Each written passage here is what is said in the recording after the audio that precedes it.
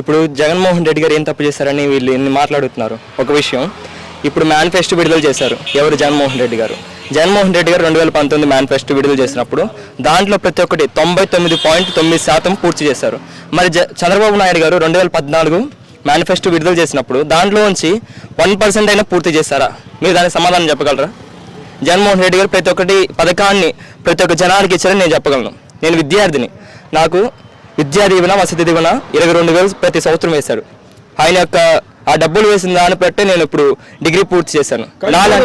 ఒక మాట, ఇప్పుడు జగన్ గారు మీకు ఇప్పుడు విద్యా దీవెన ఇవన్నీ చేస్తున్నారు, ఏదైతే ఉందో అవి తల్లుల అకౌంట్లో వేయటం డైరెక్ట్ గా ఇప్పుడు కాలేజీ టు గవర్నమెంట్ అనేది ఉండాలి కదా, ఇలా తల్లుల అకౌంట్లో వేయటం అని చెప్పేసి నారా లోకేష్ ఉన్నాడు. మేము వస్తే డైరెక్ట్ గా మీకు ఏ ఇబ్బంది లేకుండా ఆ ఫీజు కాలేజీ మేమే చెల్లిస్తామంటున్నారు. ఇప్పుడు అంతకుముందు ఏం జరిగింది? కాలేజీలో వేస్తా అని చెప్పారు. కాలేజీలో వేస్తా అని చెప్పినప్పుడు కాలేజీలో వేసినప్పుడు ఏమవుతుంది? వాళ్ళు కట్టలేదని చెప్తారు. ఎందుకు?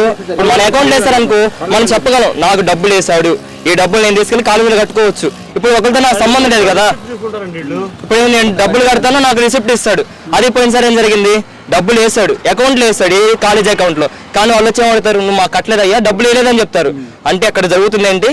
అవినీతి జరుగుతుంది. వాళ్ళ డబ్బులు వాళ్ళే తిరిగి తీసుకున్నారు, పోతే మాకు ఇవ్వట్లేదు. అందుకని చెప్పి జగన్మోహన్ రెడ్డి ఇదే ఆలోచించి ఎవరి తల్లిదండ్రులు ఉంటే వాళ్ళ తల్లిదండ్రుల అకౌంట్లో కొట్టి, మీరు డిగ్రీ స్టూడెంట్ దీని మీద మరి చూస్తే వాళ్ళు చాలా పెద్ద ఎత్తున ప్రచారం చేస్తున్నారు. ఇట్లా డబ్బులు తల్లుల అకౌంట్ వేయడం ఏంటి? మేమైతే కాలేజీలో అసలు కాలేజీలో క్లియర్ కట్ గా ఫీజు మేము కట్టేసి ఆ సర్టిఫికేట్లు అనేవి ఇబ్బంది లేకుండా మొత్తం ఇచ్చేవాళ్ళ అని చెప్పేసి ఇప్పిస్తామని చెప్పి మాట్లాడుతున్నారు నారా లోకేష్. 2014 నుంచి 2019 వరకు జరిగింది ఏంటి? అప్పుడు చూసుకుంటే చాలా మంది అవస్థలు పడ్డారు. ఎందుకు?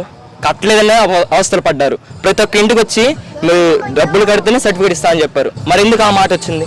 ప్రతి ఒక్క కాలేజీలో ఇదే జరిగింది. మా యొక్క సీనియర్లు కానీ ఆ యొక్క సీనియర్లు కానీ ఏం జరిగిందంటే, ఇక్కడ జరిగింది ఏంటి? 2014 నుంచి 2019 వరకు అవినీతి మాత్రమే జరిగింది.